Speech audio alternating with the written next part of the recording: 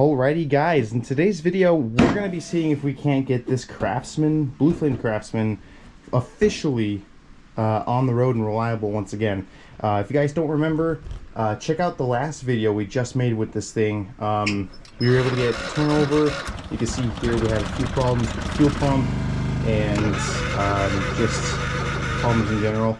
But with enough Cosby sauce and enough persuasion, I suppose, we were able to get this thing to fire up and it ran really solid.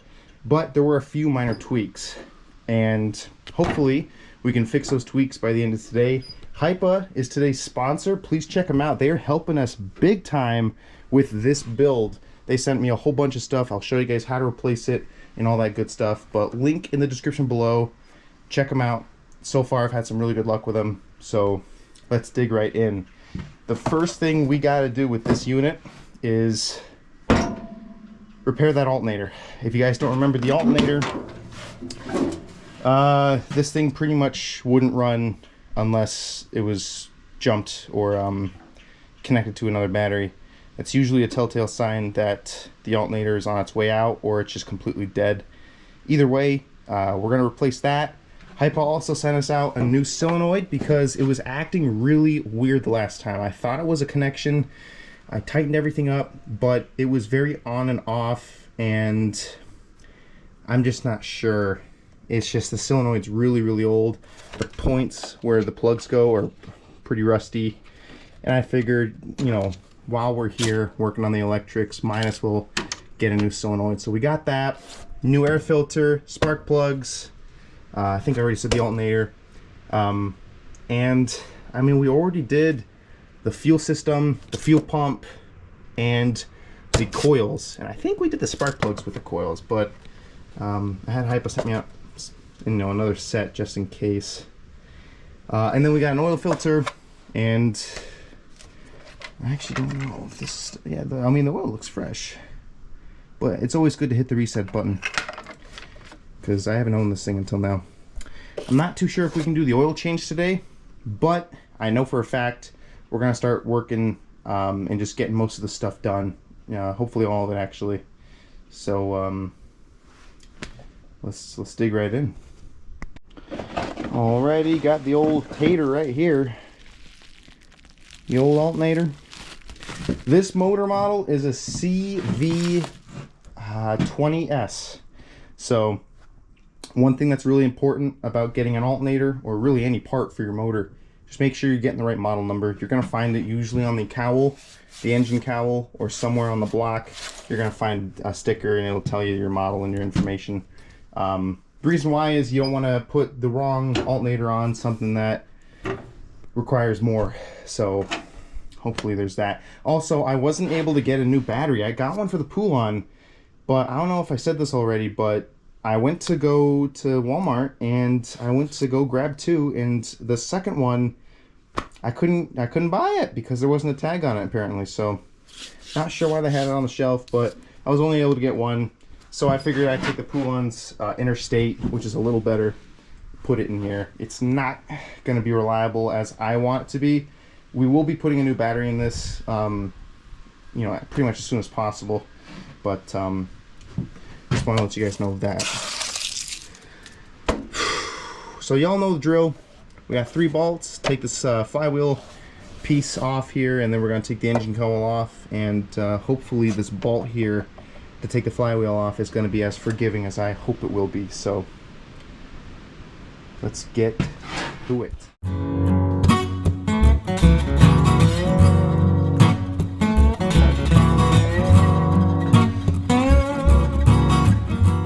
Alrighty guys, just want to stop and show you here. Got some bolts here. 1, 2, 3, 4. I just took them out. You want to be careful with them. I was being extremely careful with the impact. I wasn't just going in there and jamming for this reason right here. Sometimes they get pretty rusty. Bolts can snap. So just want to be a little careful about that. But anyways, we got the flywheel off here. Not looking bad. That's alright with me. Metal teeth on the flywheel, so that's nice. I always like metal teeth. And I think I might grab a vacuum cleaner actually now while we're here and vacuum all this stuff out. But what I'm going to do is I'm going to spray some oil around here to help persuade it. We're going to grab a rubber mallet and we're going to lightly hit it around here. We just want to be a little careful about this. I think actually, I just realized I don't think I have my rubber mallet in here. In fact, what I might end up having to do is use a metal hammer. It's more preferable if you use a rubber mallet, just so you're not being so violent on the flywheel. But you can get away with using a metal hammer if you know, you're just careful with it. I'm gonna put some stuff underneath it so I'm hitting it softly. The goal here is to hit it softly. We don't want to start smashing this thing, and we're gonna want to do it in a rotation pattern. We're not just gonna want to hit one side. We're gonna want to give one here, here, almost like a star pattern. Hopefully, you know, you don't want to hit the magnet here.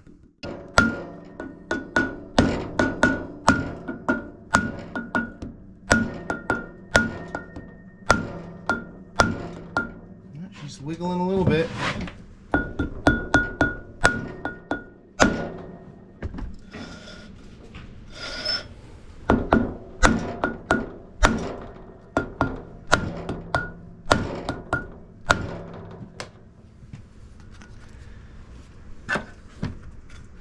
Oh, I think we got it. When it comes to a rubber mallet, it's just a little easier and a little nicer on the flywheel. You can get away with doing a metal one, but I know I don't recommend it. Actually, it looks like I'm gonna have to take these coils off. That is interesting.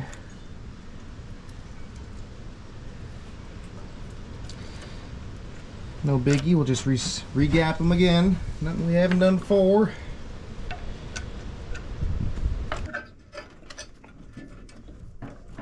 I'm not sure why it's not coming off. Sometimes one good smack is all you need. There we go. Come on, baby. It's so close, oh my god. There's gotta be something catching on it. Could be jam-packed with walnuts. I've seen that before. Come on. There we go. She's coming. Oh. Shoo!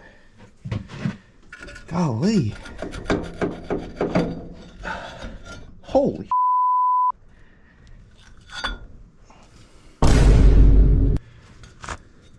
That's not bad. I've seen worse, but...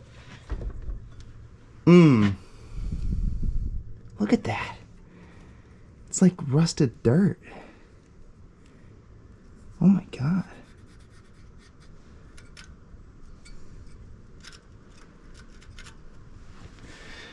That is impressive, I will say.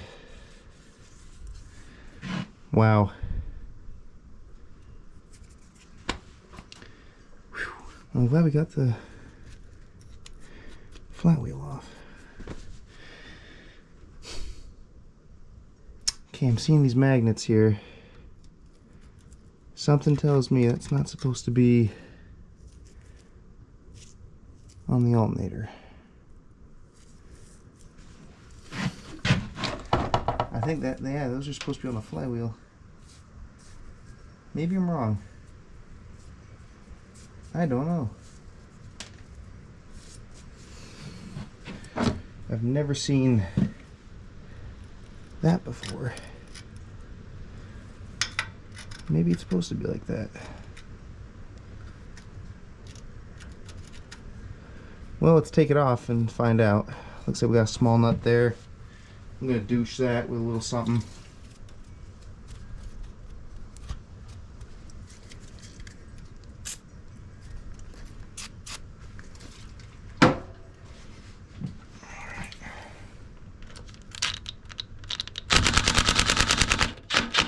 I don't want to do that with an impact.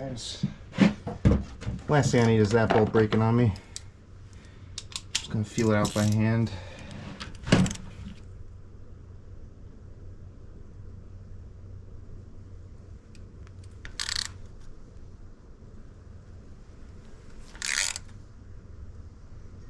She was tight.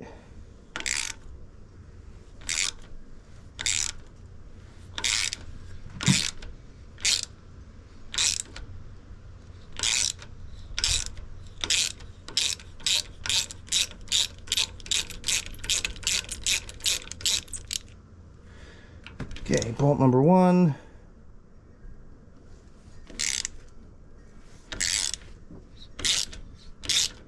Number 2.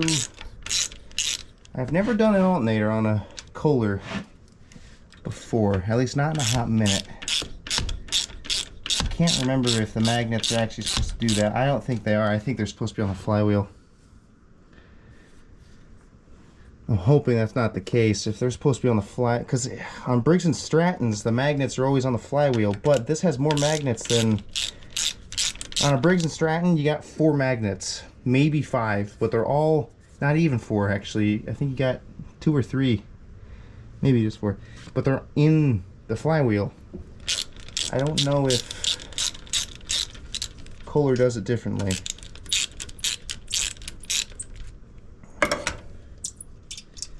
Doesn't look right to me though. Maybe I'm wrong. I don't know. What do I know? Okay. Well, ladies and gentlemen, this video might take a little longer than I was thinking. I knew something wasn't right because I've never seen an alternator with wire magnets doing that. All that means is they just lost contact with the flywheel. But they're not as easy as just sticking them back on the flywheel and calling it a day.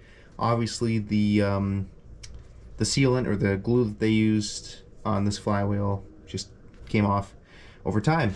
So what I'm going to do is I'm going to quickly run to the store. I'm going to get some JB Weld, and we're going to JB Weld these magnets back onto the flywheel. We're going to show you how to do that, and we're going to be very, very careful because each magnet has its own spacing and each magnet has its own height. I believe. I think they're all the same height. Maybe. I can't remember. I have to look at it. But I know they all have different spacing, so we'll be right back. Alrighty guys, just got back, got my JB Weld here. I'm going to show you what we're going to do. Now, I'm probably not going to be able to finish this video today, so if you wonder why I'm not posting a lot this week, this is one of them, one of the reasons why. But other than that, what we're going to be doing is at least prepping this flywheel out. JB Weld says it takes 6 to 8 hours to cure fully, and longer if it's cold. So I'm gonna leave it just for a whole 24 hours. So I'll be turning the cameras back on after we're done with this, probably tomorrow or the day after, in case it rains. Anyways, so we can see here. Grab a light because you can't see anything here now. Let's see.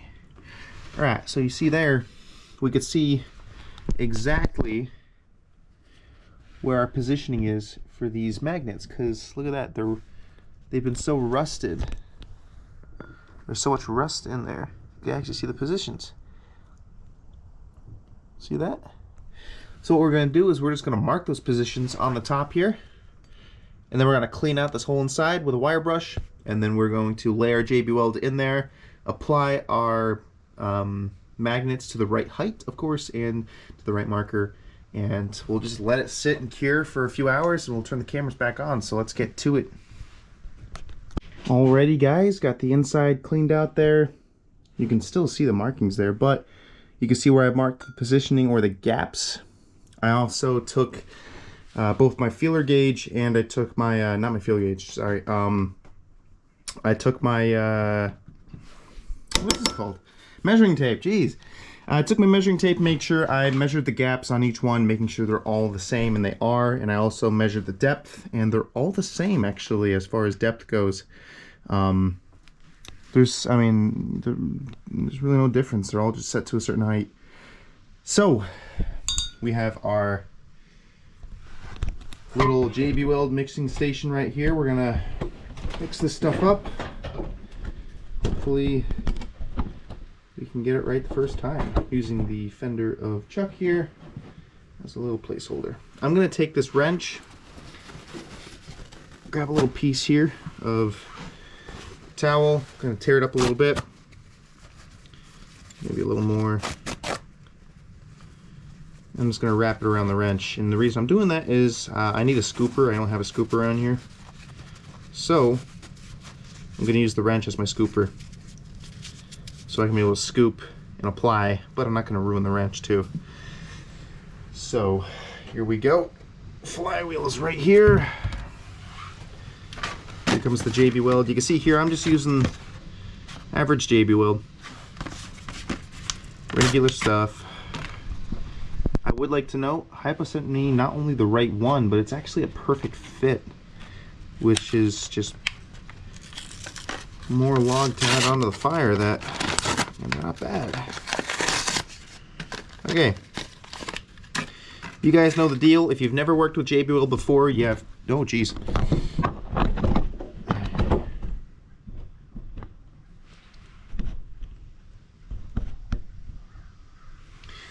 You guys know the deal. If you haven't worked with JB Weld before, you're going to be given 2 different tubes. The idea is you equally pour out the same amount out of each tube, the best you can, mix them up, and there you go. You've got your JB Weld made up there for you. But you don't want to leave it sitting around for too long. The moment you get it mixed up, you want to apply it onto the magnet. You know, in my case, the magnet, but you want to apply it to where you're going to be applying it.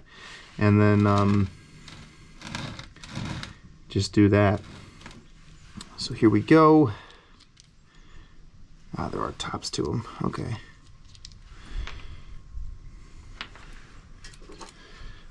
Little poker. Okay. So I'm just gonna go like this. I do want a generous amount.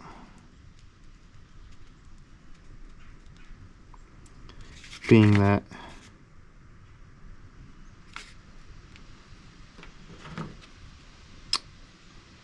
there's a lot of magnets here. So I think that should be good on that. A little more of this. That should be good on that. You don't have to be perfect with it. We're just gonna scoop it around here.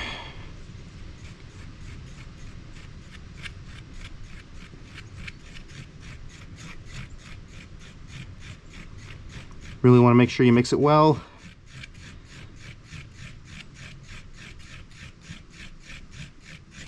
Wipe it off on my surface all around.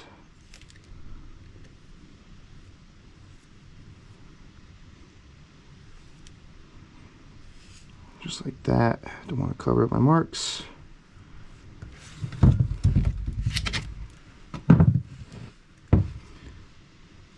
Want to make sure you spread it out nice and evenly. You don't want to have too much in one spot.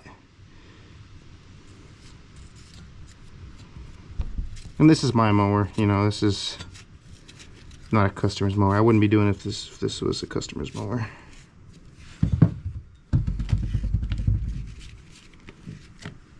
Boy, the stuff is not easy to rub around, that's for sure.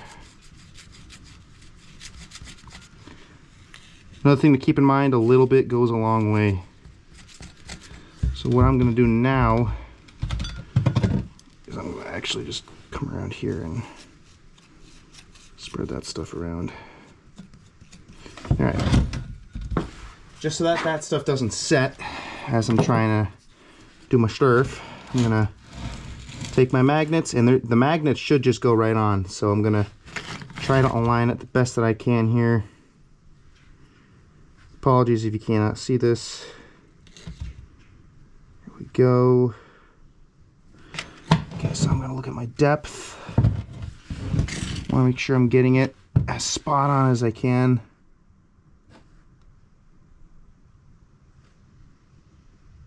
I think.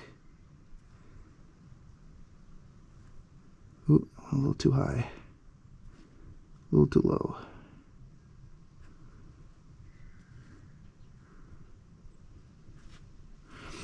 I think that's as good as I'm gonna get it. And yes, I did clean my magnets off before I am using them here. Go, sliding them on.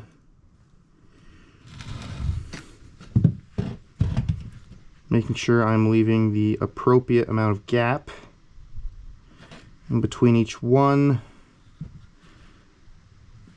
Make sure they're getting level. Press them down a little bit.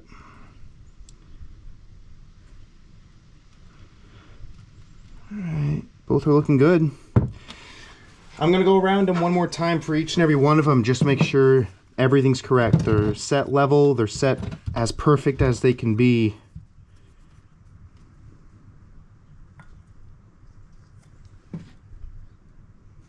Okay, I'm gonna look at my marks.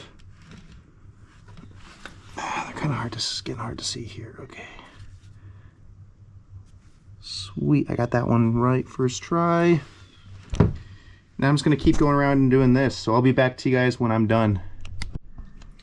Alrighty guys, flywheel setting in nice. It's already getting rock hard. So in about 24 hours we will be ready. I got the spacing as good as I'm gonna get it. I mean, look at that. And they're all pretty much the same level. It's as good as I'm gonna get it. I mean, this might be, I actually think this is my first time doing this, so never had this problem, but it's coming. The magnets were good, so we got lucky. But as long as there's the same height and they have somewhat close spacing, you're never ever gonna get it perfect. There's just no way. I mean, I guess if you have the right tools, you can get it close, but that's just the way it goes. Even when these things come out, I've seen flywheels that come out straight from the manufacturer, and they're not all the same level. Sometimes that's on purposely. Sometimes, I mean, you gotta think there's millions of these things coming out of the assembly line. There's gonna be that one flywheel that's just not perfect, but it still does its job. The only point of having the magnets is so that it rotates and creates an electrical current around the alternator, which then sends energy from the alternator to the computer. I call it the computer, but it's also known as a diode. The diode then takes that power and perfectly distributes it. I wouldn't say perfectly, but it distributes it well enough to these two plugs, which go straight to your battery and your ignition. No, these go to your battery. This goes to your ignition system.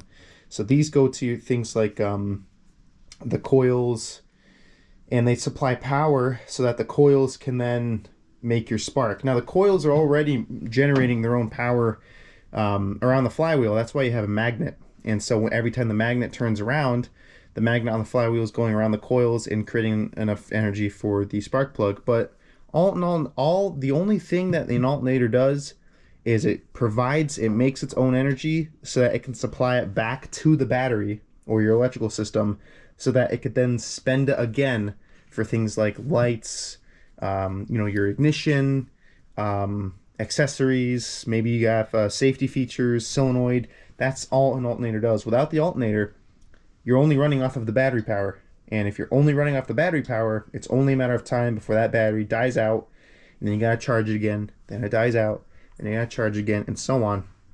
So it is pretty important to have an alternator working. You do not want to have a mower that relies only on the alternator, because the battery isn't just sitting there looking pretty either. The battery helps the alternator as far as load goes. So, I mean, you can overload an alternator really easily if you add too big of a winch. If you add too many accessories, the alternator's just, it won't be able to keep up with the amount of demand you're putting on the battery. But if you're only running, like in this case, I have a dead battery.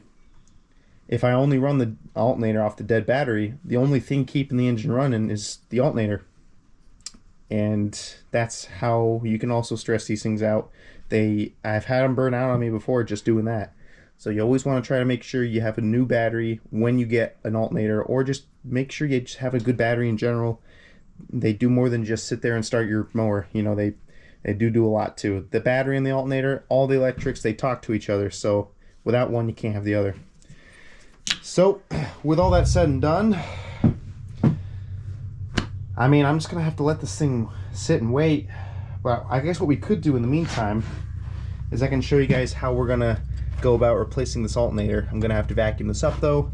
But we can at least replace the alternator and then take it from there. So stay tuned. Alrighty guys, so there's going to be 2 bolts. Nope. Yep, no, 2 bolts. Actually, no, I lied, 3 bolts, but it looks like... No, I was right, 2 bolts, sorry. We got 2 bolts here, you're going to want to take that off. And then you might need that rubber mallet again, or your hammer, just to lightly tap over it, because this one was pretty solid in there, and it'll come right off. Now, I ended up having to cut the alternator wires to the plug here because they're just in there really good. You shouldn't have to do this. Mine's been doing a lot of sitting. You should just be able to push these out and then they'll come right out. But I mean, for more, it's been sitting, that's what happens. See, there's the wires right there. So then after doing that, you're gonna wanna take this plate off right here.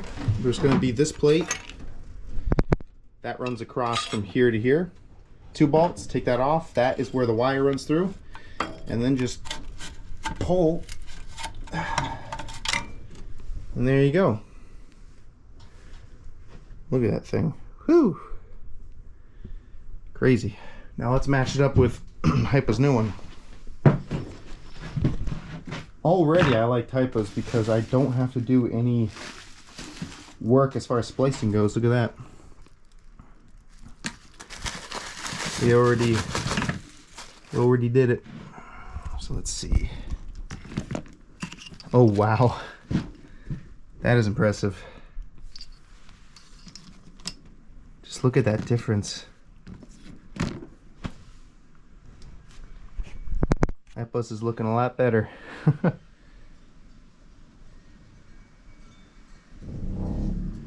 Wow. Cool. Well, let's get this puppy installed. Take her out. Yeah, they're the exact same thing. Look at that. Always make sure wire is down. Actually, you know what? I should vacuum this out while I'm here, right? Actually, doesn't need that much vacuuming.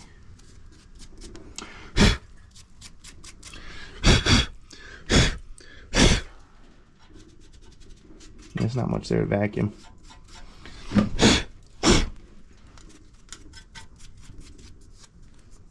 Seal looks pretty good. That's okay with me. All right. Wire facing down, we're gonna have it in this position right here.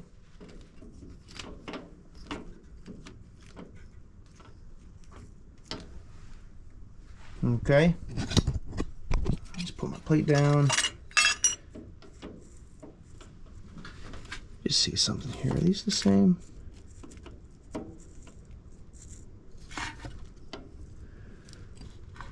Something. Okay. So that's where the wire goes, right there. It's interesting.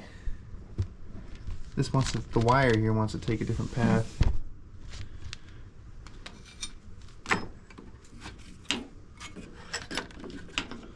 Let's see.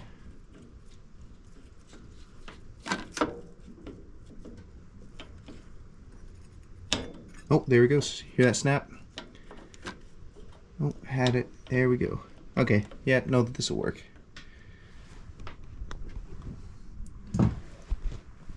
Just make sure they're the right diameter. Yes, they are. Cool. All right. So now we got those. Alrighty, guys. Got 2 bolts in. Just gotta finish up this one here, but I figured I'd stop and just show you. You're gonna run your wire straight across underneath this plate. And there you go. Should just go right through.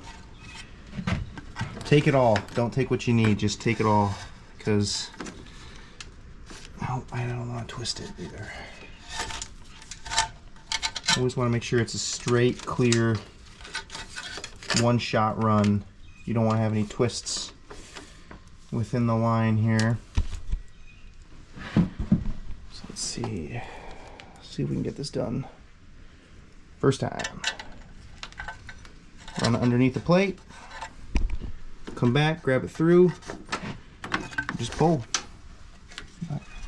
Try not to get it over the oil filter.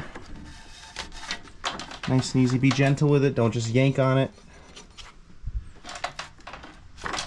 See, I'm starting to tangle it here. I don't want to do that. I will admit, this is a bit excessive. there is a lot more wire there, and I think that's needed. But hopefully that doesn't take away from the performance. Let's see here. Really need two hands for something like this. Alternators are not cheap.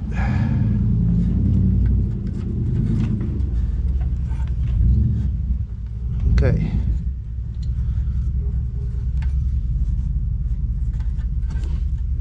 Okay, so something like that's all right. See how it's following the trail. It doesn't have to be perfect. When the flywheel comes down, it'll set everything in place. You just don't want to have it sticking up, because that is going to be in the path of the magnets, and well, you don't want to have that. So let's see here. Make sure. There we go. That's nice. I like that. But you can see here, there's just a lot of wire here. A little more than I think you need. Part of me thinks I should just cut that back. That is pretty long. But I think what I might do instead actually is keep it. Let me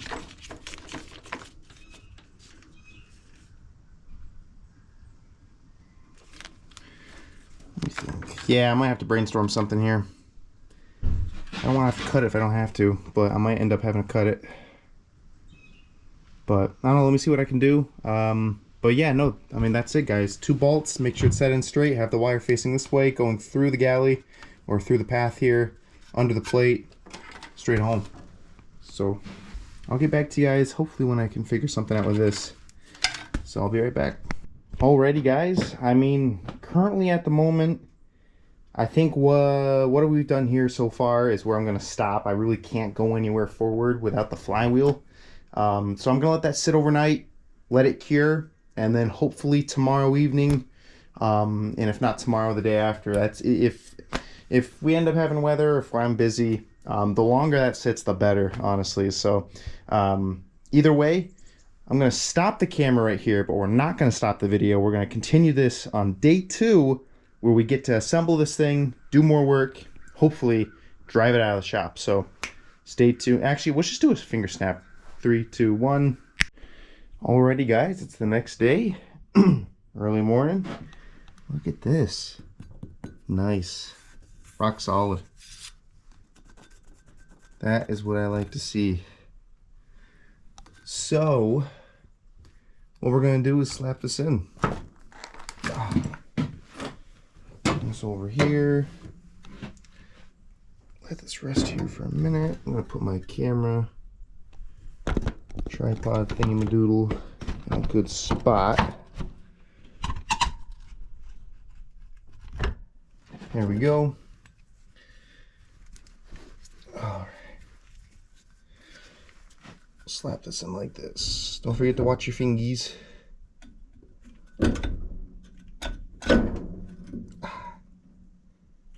They do bark. The flywheel will let you know. Whew. Okay.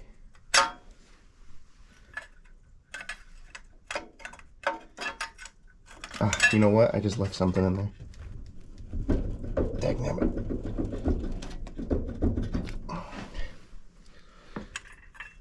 Aha, left 2 things in there. Okay, we gotta do that. Forgot about that. I'm removing the plate because the alternator hypo sent me is correct, but they put a bigger stud right here to hold the wiring in, and it's just not going to fit, but that's okay because I have it pre-secured down through the shroud system, and we're going to zip tie it because that'll work.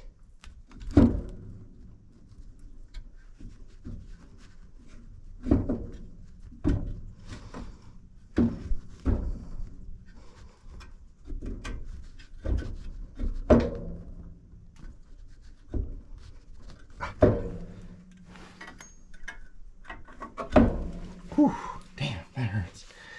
Okay, flywheel is in. That feels good.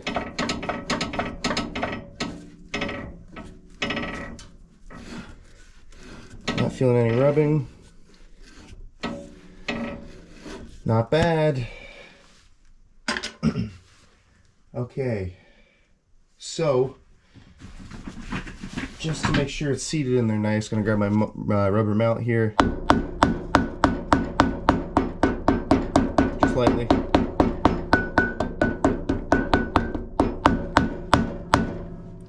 Make sure she's in good. Nice. Then we are going to grab our bolt, slap it in. Now we're going to want this puppy pretty tight. We don't want this to loosen up, but the engine does turn in its tightening position, which means as this motor turns over and runs, it just makes that bolt tighter and tighter and tighter until it just doesn't tighten up anymore. Whew.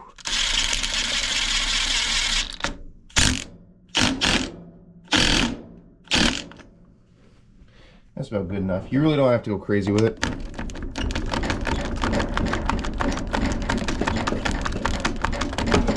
Oh dear. Let's not get that stuck.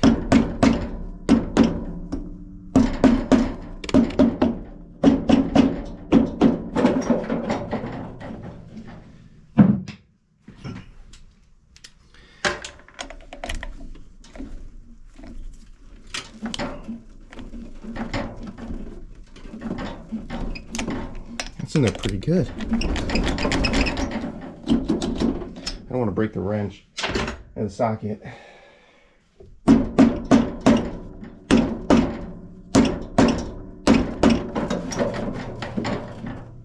Wow. Yeah. Okay.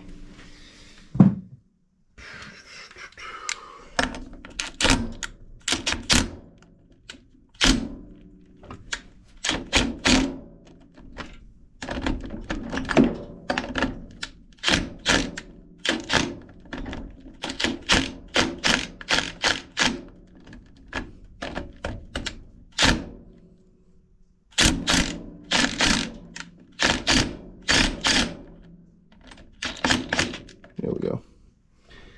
Jeez. Just make sure. Okay.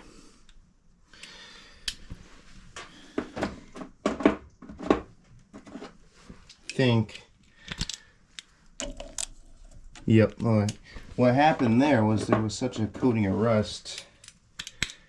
I thought it was one size of bolt, but actually it's another size. Yeah, so we're still good. Okay.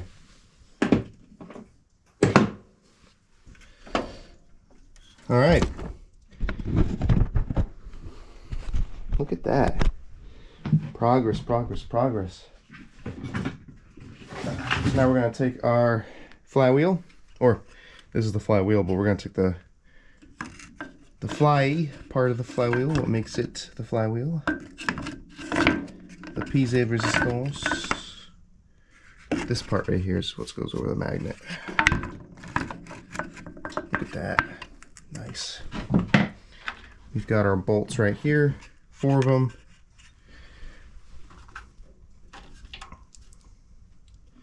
Let's see if I can find the other one here. There it is. 1, 2, 3, 4. Alrighty, guys. I mean, I'm gonna finish assembling this up. That's pretty much it, and we'll get back to you guys when we start doing the coils, actually, because we got to start after we put the flywheel on. We have to do the gap on them, so show you how to do that too. Alrighty, guys, I got the phone here. I know it's a little different quality. I know things are just a little different, but it's got a light on it. The reason why is because you got to be able to see what I'm doing here in order to understand how to do it. One of them is, well, to start off with, the manufacturer specifications for this specific motor says we should be tightening down these coils with a gap of anywhere between 10 thousandths and 14 thousandths. Now, what I like to do is I like to go between the gap. So if it says 10 thousandths and 14 thousandths, I'm going to go 12 thousandths, somewhere in between. It really doesn't matter which one you choose. I mean, I'm sure there might be a microscopic difference in some sort of combustion. To be honest, I'm not a scientist on that, but I know it's always worked for me. And if you don't have a feeler gauge, don't listen to people that say you can't do this, because you can. In fact, I have the same tune-up on the pool line and it runs amazing. Grab a piece of cardboard, grab a credit card. They're roughly a credit card and a piece of cardboard, depending on the thickness of your cardboard, can be almost exact to 13 thousandths, which is just one before 14. So, I mean, it's close enough. You know, it's close enough. So, you know, you can use that if you wanted to, but we're gonna use this because we have the technology. So what we're gonna want to do, I've always powder coated these, not powder coat, just coated them in some liquid wrench or WD-40. Come on, focus now. There we go. I know it always just helped me, makes it easier for the next time I go to pull it out. I haven't had one snap on me since, so if that helps you out, there you go, free tip from me. Now this is an odd way that they put this blower shroud on, because you can see, not blower shroud, oops, the flywheel, because look at that gap. It's so unusual. Usually this overlaps over the flywheel, but it doesn't. So it's kind of weird, but it works. Match that puppy up, slap our 2 bolts in. When we go to slap these in, first things first, you're not going to want to use an impact. You will break them. Second things first, you don't want to tighten them all the way. You want to actually make them pretty loose. You just want to tighten them to where, you know, it's not going to fall off. You still want to be able to move it forward and backward. And that's going to be important.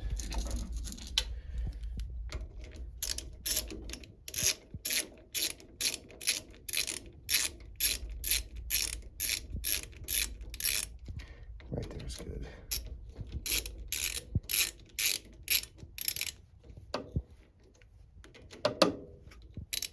Good enough, okay. So look, I can still move it. So what I'm gonna do is I'm gonna put my camera, I don't have a phone stand, so I'm gonna try to find a good spot for this where it's not gonna fall off. Hoping maybe actually that can be good right there. Because you can see the front here. That might be too far. Too close. I'm trying to get a good vantage point here.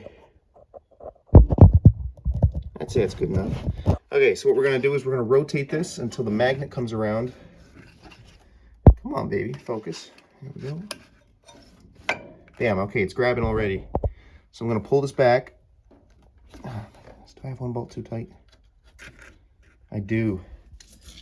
Didn't even feel that.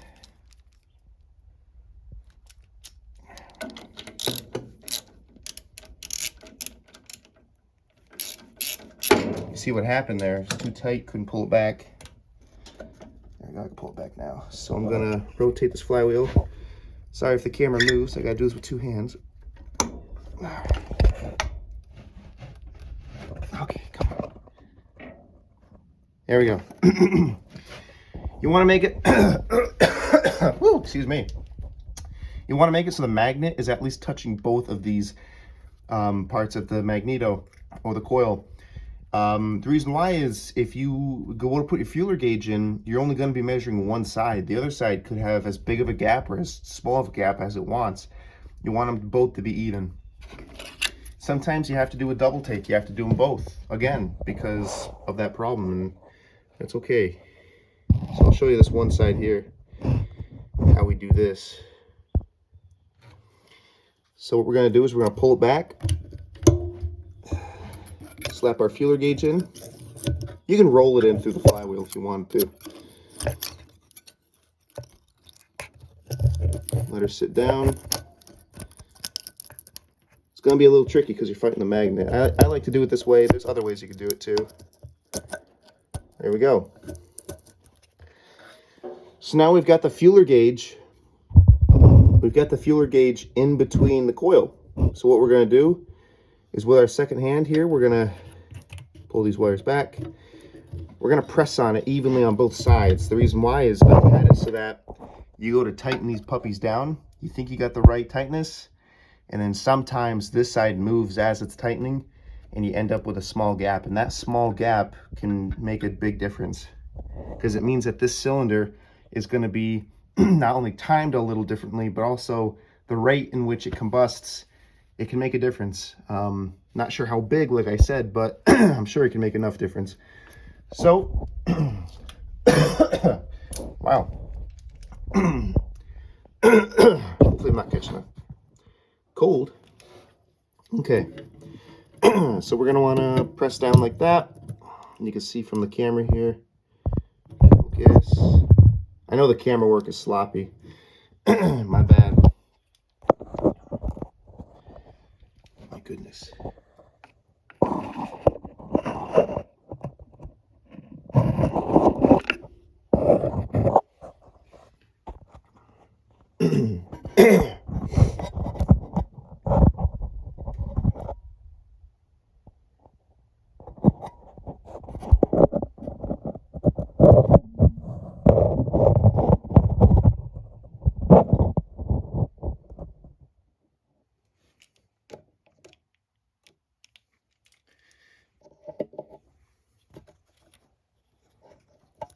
Alrighty.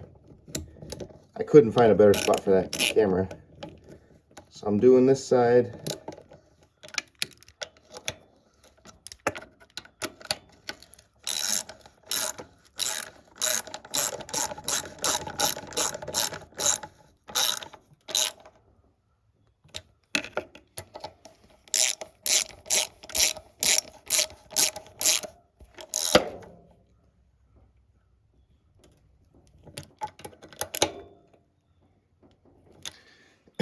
Just a little bit, snug tight. They're coils, they don't have to be impacted. Man, this iPhone has a really hard time staying focused. All right, and then you just slide it out, check your gap, make sure they're both pretty even.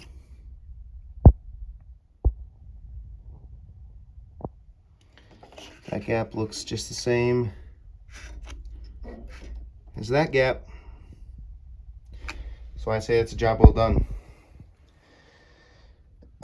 Alrighty, so I'm gonna put this blower shroud back together, and the next time you see this camera on, we are gonna be tackling the solenoid. So let's get it.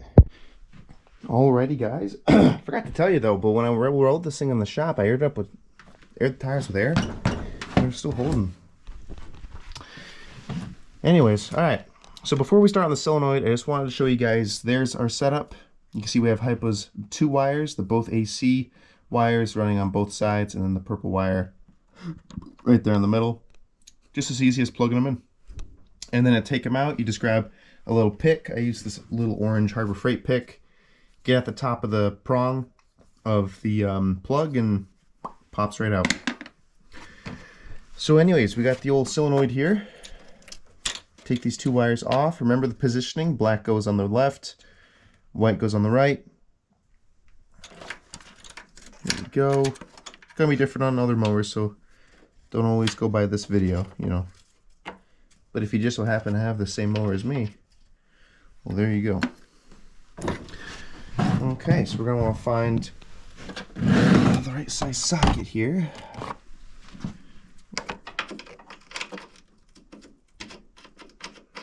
Close. That's a 12.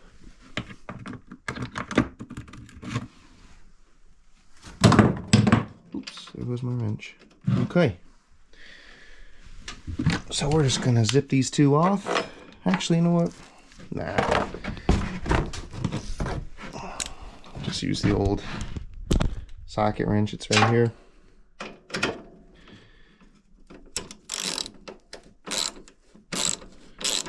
Okay. So you got 2 wires here. You got both of them are positives. They're both hot. You've got your battery wire and your starter wire.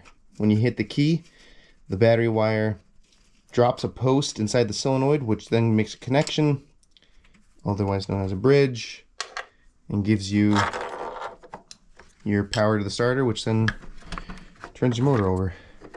I need to take this thing off, it's actually getting annoying. There we go. Set that off over there. This one worked. It was working fine, but it was being wonky. If you guys want to check it out, link in the description. Also, actually, no, I don't have to put a link. It should be, I'll put it at the end of the video. But also, I will be leaving links to these parts. If you guys have the same motor and you want to find them on Hypa's website, I will be leaving links directly to the parts. And of course, Hypa's website itself. Oh, that was an extra washer. All right. Okay. Another washer. Okay.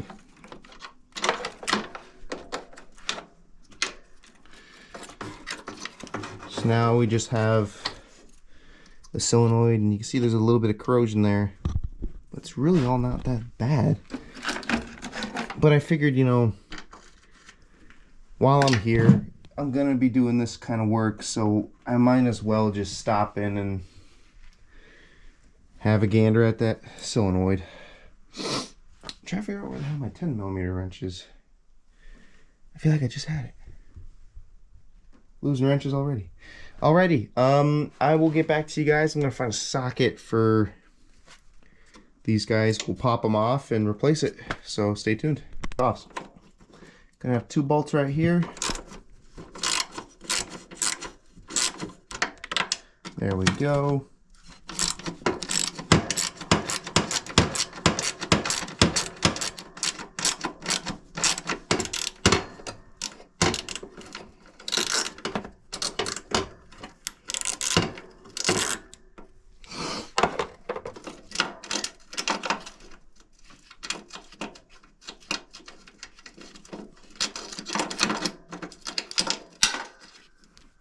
Okay, the mounting bolts you're going to want to keep.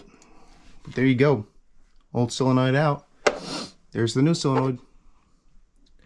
Now the one thing I love about Hypa is I have yet to see the day where I get a part from them and they don't give me hardware. Because look at that. They give you the hardware to put the cables in. So if you lose the bolts, I didn't lose my bolts, but if you lose them, you can still press on. So when we go to install the solenoid, you're going to notice how this solenoid has 2 holes. This one is the old-fashioned hook on one side and then ball on the other side. It really doesn't matter. This is going to work just as good. It's just a different kind of ground is all. So what we're going to do is come over here to the bolt side, hook it like that, bring it around, nice and gentle, and it should just slide right in. Bam. And you bolt it in. Just that simple. You now just converted a different solenoid onto a completely different original solenoid platform. You see how this has the bolt with it and the 2 prongs? This is where you get the prongs built in. I've had much more success with these types of solenoids. They just do better in the cold, and they last a little longer than these. There's just something about these. I think it's the corrosion or something. I'm not a professional, but there's just something about this style that just doesn't last long. And if it does last long, it's not without multiple problems, having to clean the points and stuff. The Vanguard V Twin we did, Hypa sent us the same one. The Vanguard had the same thing, but we swapped it out with this. And it ended up working better. I gotta work on that thing again. I think we ran out of money for it, that's what happened. Just needed too many things.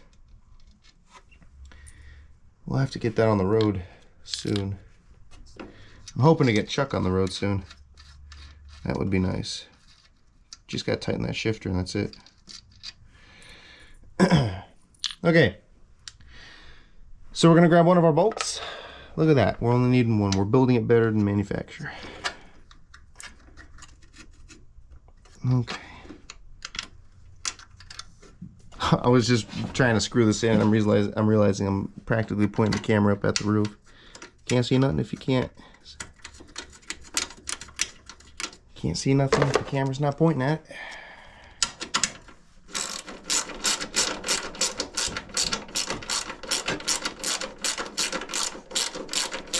Look at that. Like butter, like apple butter. So pretty much these are just grounds. These little bolts. That's all they do. They ground the solenoid. That's why this is all metal. This whole thing is metal. The only thing that isn't is the dash. Anyways, so we're going to have our starter side go here. Whenever you're hooking up a solenoid and you're thinking to yourself, how do I hook this up? It looks different and it's a different kind of solenoid. I kind of forgot the orientation. Always remember, the post that's closest to you away from the starter goes to the battery.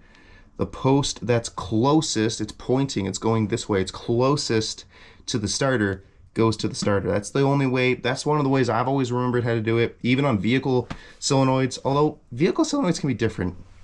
Sometimes Ford and GM, Chevrolet, they're both the same. Back in the day, like in my square body, it's a little different, but it's pretty much the same actually. Because, you know, you got a starter solenoid, and then you have a solenoid. Well, no, yeah, the starter solenoid is the solenoid, yeah. I actually don't know, I forgot. But, yeah, we'll be working on that square body next year. That'll be nice. The Ford, good old Dora there. Oh, geez, not even putting a cable in. That thing is just about done. We're actually about to make a YouTube video on us test driving it, and I just lost the washer. Oh, got it. We're actually about to make a YouTube video on getting that on the road officially, because it's pretty much almost done. So stay tuned for that. Okay, we can see here, this guy's gonna be fighting me a little bit, but we got it. We got it. Washer down, bolt in.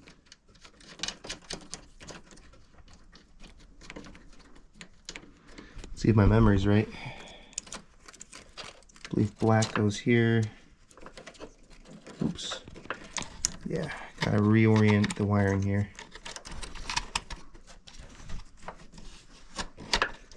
Okay, that goes there. Bring the white wire around. White wire goes there. Beautiful. Now, that's not even the right size, kind of figured. I think this is the right size though. Yeah. Just hand tighten these for now. And then I'll come in with the socket wrench.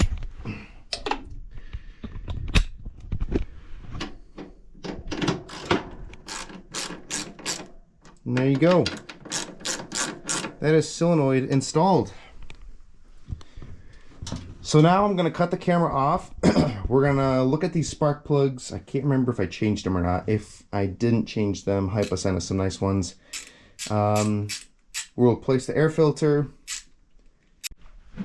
Well, I can tell you all one thing. I did not replace these plugs. Original champions, look at that. Or they're champion spark plugs. Looks a little shot. That's a good thing. Hypa sent us one here. Let's see if they're both the same. Oh yeah. The exact same. Gap and all. That's what I like to see.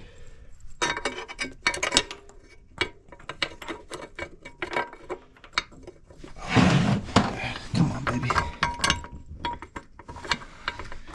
You guys know the deal. Tighten her by hand, the whole nine. No impact McGee over here.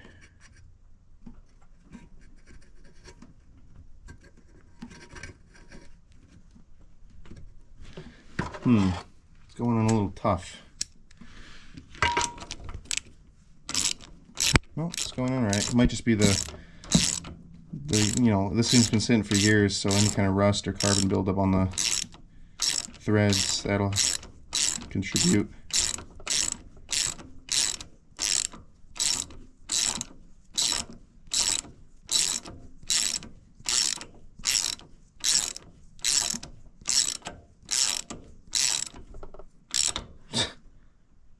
Didn't know if that was even going to stop. Okay. One potato.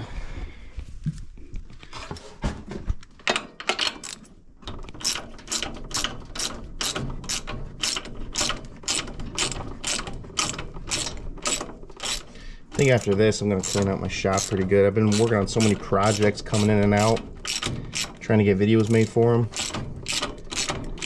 Just been a little tough.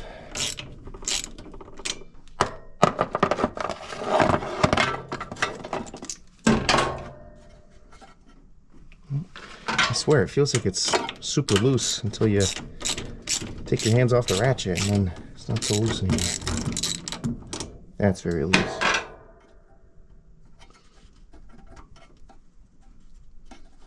Damn.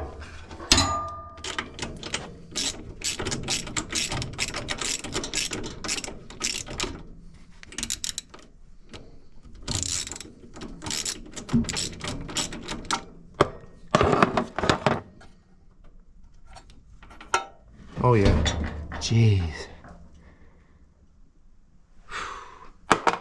Those are going to the trash. Look at that difference. Golly.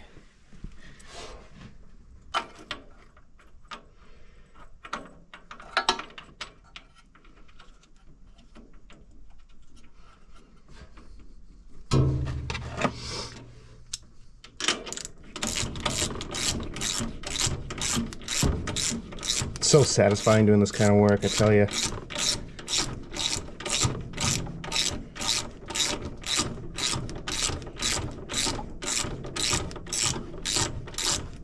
Feels like you're screwing it in forever. All right.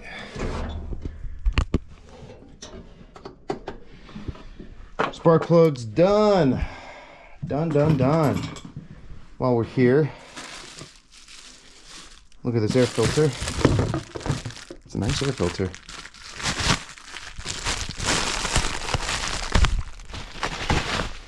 Sorry for the camera jerk there.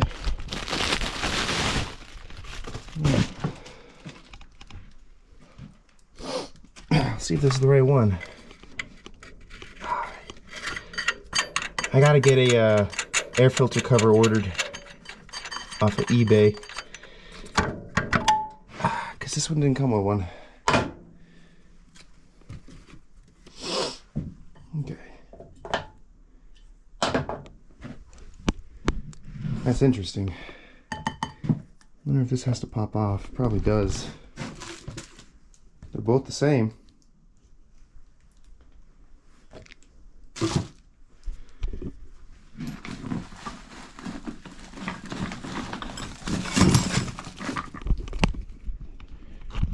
Just lightly tweak it.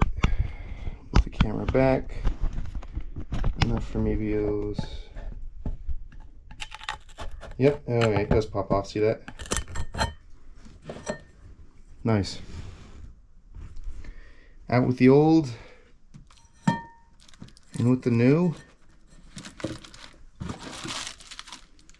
I don't think it matters which side you put it on, as long as you put it on, I suppose.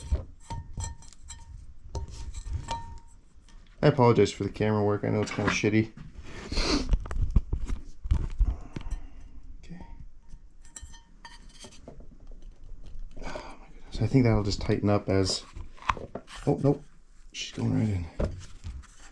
Just kind of pressing down on it. Yeah, it's a nice. Nice.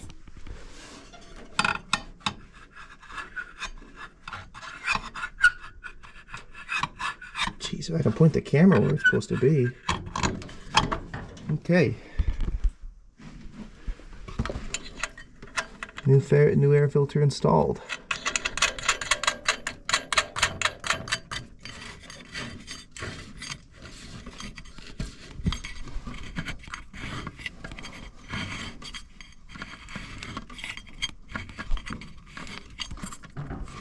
Nice. As far as the oil filter goes, ooh, don't want to lose that. I'll probably do that on a YouTube short or something. Maybe I'll actually make a video on it. Maybe I will. I thought I could do it today, but I found out I'm actually quart shy.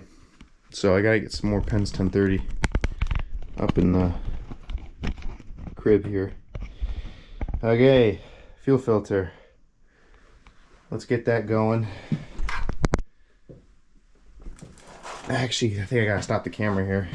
GoPro's getting low, so I'll be right back. Alrighty, who is ready to hear a cold start? It has been a while since I've started this thing. Not too long, been a few days. Choke on. Here we go.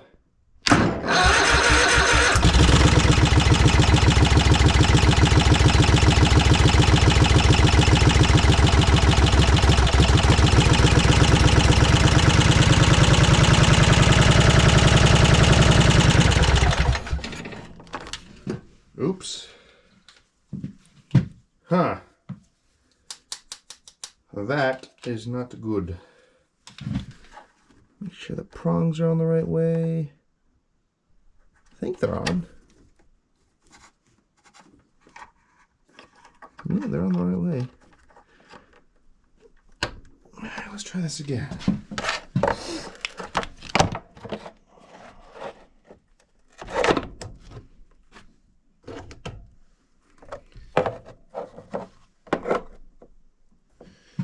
Okay.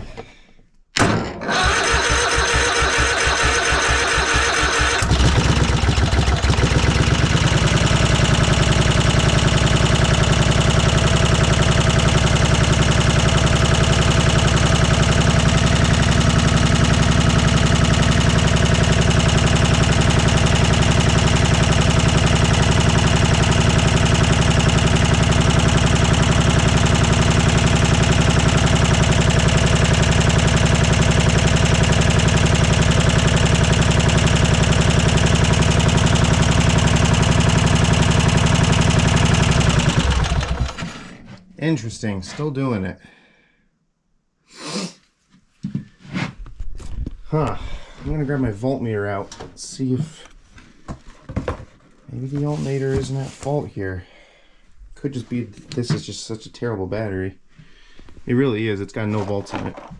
So that could also be playing a factor, but it could be I have the plugs backwards on the alternator plugs.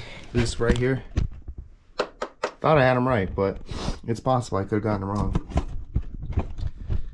So we're going to hook up a voltmeter straight to the diode. That'll tell us what's going on. If we get numbers, then we know we did everything correct, and it's just a matter of finding out why it's not doing its thing. Okay. Interesting. Sorry, I'm just quickly checking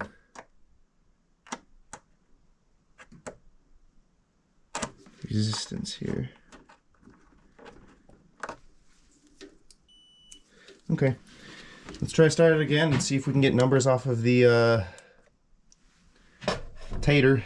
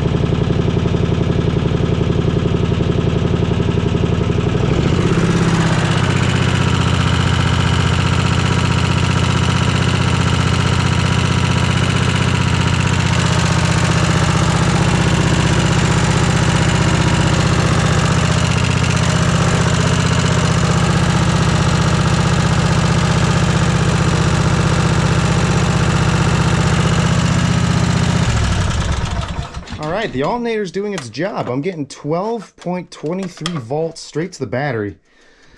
So I think this battery's bad. That's what's happening. The alternator's working fine. I quickly checked the diode, and the diode was pushing out 34 to 67 volts. And it got better as I revved it up. Well, one way you can tell you have a good alternator is the higher the RPM you go, the more volts it should be putting out. If it's staying at the same amount of volts or dropping, in fact, then your alternator's bad or going bad. This thing stayed perfectly between 50 and 60. I mean, you guys saw the numbers. It's bouncing between 40, 50, and 60. That's normal. That's what the pull-on runs. And that thing runs amazing. So I think what's happening is the battery is just so gone. I mean, it's so gone. Like, it's incomprehensible how gone it is. Are we smoking? No, that's just the exhaust. I think the battery's just so gone that it's not only picking up the volts, but it's not displacing it where it should go. So the alternator's doing all the work, and it's just not accepting it. So you need a good battery to complete the circuit. That's just the way these things run. Even if it's a battery that's going bad, a going bad battery will still be okay. This isn't even going bad. This is just past no return. This battery's been sitting for about 13 years.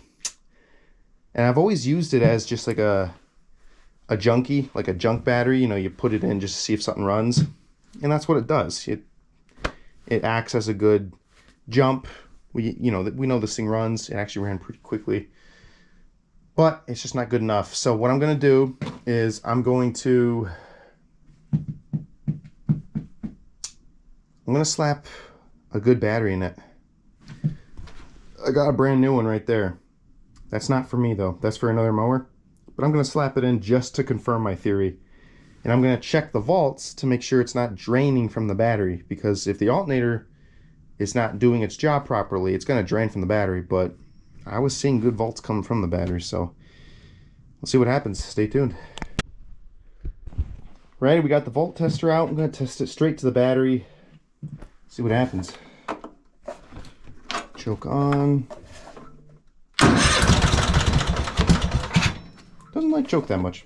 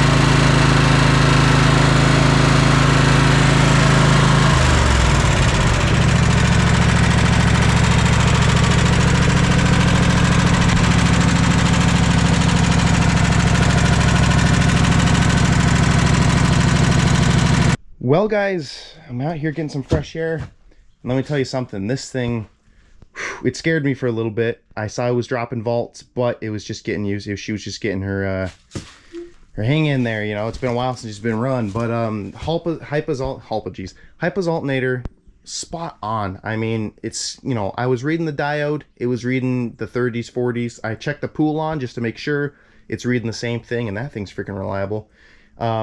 I don't think my connections were right on video, because on video it was showing 12.10 volts, 12.11 volts, and when I turned the camera off and repositioned it, it was showing 12.21, which is about right. On idle, it's doing 12.18 volts, which is exactly what the Poolon does. And I'm referencing the Poolon because it's not only got Hypa's parts on it, but also it's freaking reliable as hell. And as I revved it up, it went from 12.18 idle. As I revved it up, it went from 12.18 to 12.40, almost 12.50. And then when I revved it back down, it dropped to 16, back to 12.18, and it stayed there solid. So it's a success. The alternator's working, the diode's properly distributing the electricity. It is awesome. So without further ado, that's it for today's video. I know I said we were going to drive it out, but after feeling the steering, looking at some of the stuff off camera, I really don't want to drive this thing. I mean, just look at this. That's probably why the steering's not the best. There's hardly any lubrication going to those axles. I don't want to make this video too long too, so I'm going to stop the video here, and then we're going to be making another video where we will be driving this out of the shop, and it's going to be nothing but us driving it out of the shop and maybe hitting a trail or two, but I don't know, maybe I'm talking too much. But we will be doing another video very, very soon. It's going to be the next one probably, so stay tuned for that. Thank you very much, Hypa. If you're listening, thank you very much for the parts. Guys, check them out. Link below. Check out the Instagram and the Patreon. All of this stuff is going to be on the Patreon before it hits Instagram and YouTube. $7, geez. 7-day free trial. So if you don't like what you see, don't have to pay for it. That's simple. But also, just check out Hypa. Links for all these parts directly down below, and to Hypa's store down below.